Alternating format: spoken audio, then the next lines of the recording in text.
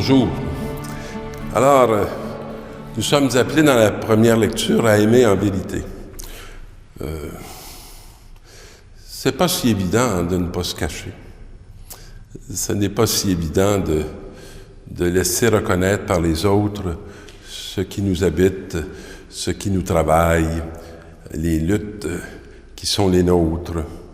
Alors, n'aimez pas avec des discours, n'aimez pas avec des paroles, mais dans des actes et en vérité.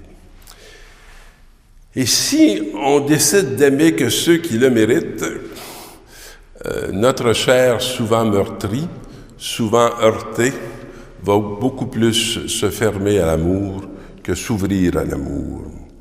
Et une des vérités que cette parole veut nous transmettre, c'est que Dieu est plus grand que notre cœur.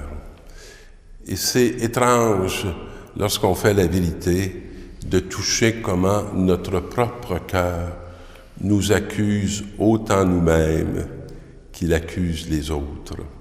Et c'est comme si notre cœur était pris par une parole d'accusation, alors que le Seigneur désire qu'il y ait une parole de vérité et que l'amour que nous recevons et qui vient de lui, ce n'est pas parce que nous le méritons, c'est parce que lui, par grâce, veut nous faire ce don qui peut nous faire passer à la vie. Alors, dans la deuxième lecture, c'est la belle conversion de Paul.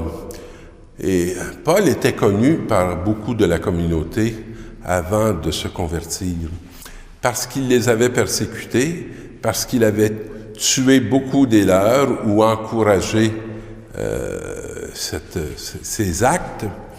Et là, tous avaient peur de lui. Donc, ils ne pouvaient pas croire qu'il était devenu un disciple du Christ. Ils pouvaient juste croire que c'était un nouveau stratège pour identifier où il se trouvait et apporter leur condamnation. Alors, celui qui va raconter aux apôtres ce qui s'est passé, c'est Barnabé. Et donc, qui va prendre un peu sous son autorité, sur la reconnaissance que les frères ont de son expérience du Christ, qui va authentifier la conversion de Paul. Alors, Paul va se mettre à aller dans Jérusalem, aller et venir, puis de prêcher avec les apôtres. Et on nous dit qu'à cette période-là, l'Église était en paix dans toute la Judée, la Galilée et la Samarie. On ne peut pas dire que ça a duré un temps indéfini, et on sait très bien encore toutes les luttes et les combats qui se passent dans cette région. Mais il y a eu comme un temps de paix où l'Église va se mettre à se développer.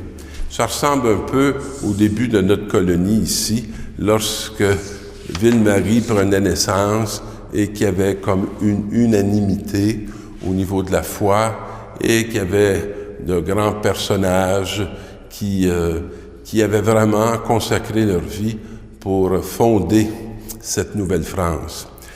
Mais on ne peut pas dire que cette unanimité est toujours là aujourd'hui, et on comprend très bien que nous sommes devant d'autres combats, d'autres luttes à vivre au nom de Jésus-Christ. Et dans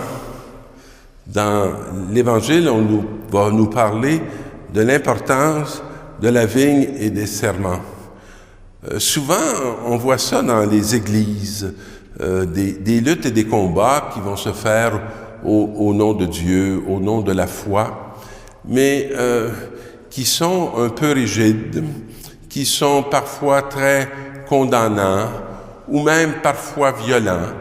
Ça peut se passer dans notre Église, comme ça peut se passer dans d'autres églises.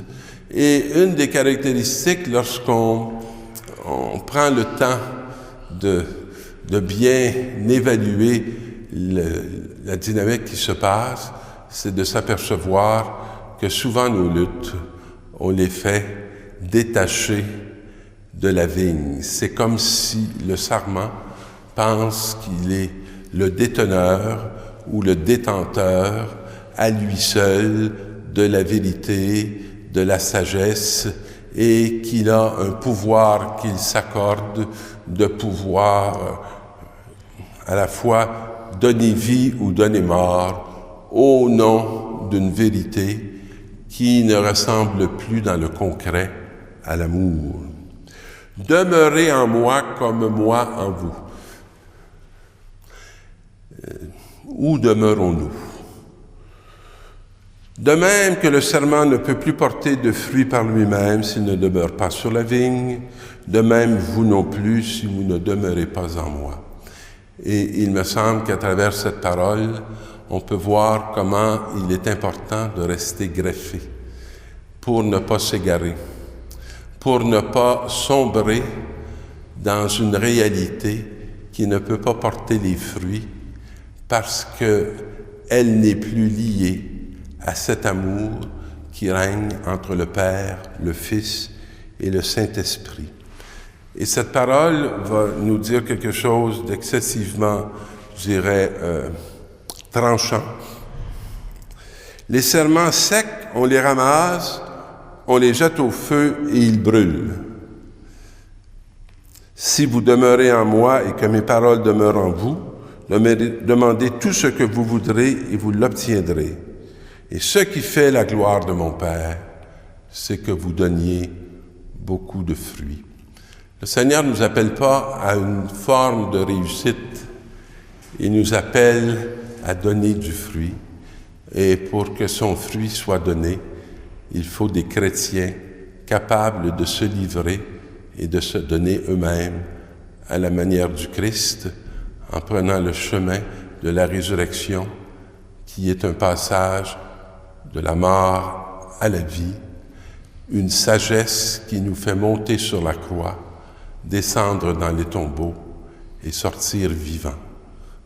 Que ce qui en vous a besoin d'être visité par la grâce de Dieu puisse l'être par cette confiance que vous avez en celui qui prend la tête pour faire de nous des vivants dans l'éternité qui commence maintenant.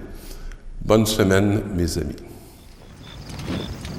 À l'heure où Jésus passait de ce monde à son Père, il dit à ses disciples : « Je suis la vraie vigne, et mon Père est le vigneron.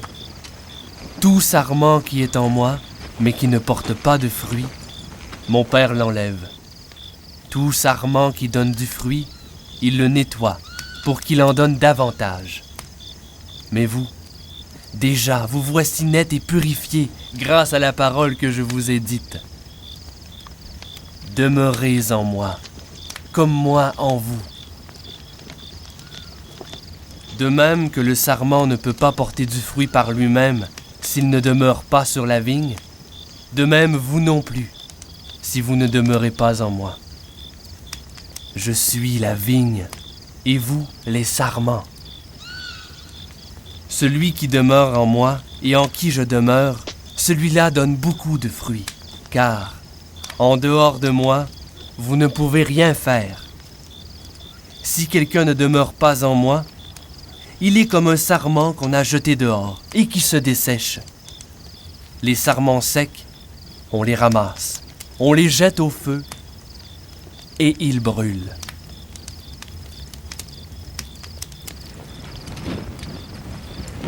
Si vous demeurez en moi et que mes paroles demeurent en vous, demandez tout ce que vous voudrez et vous l'obtiendrez.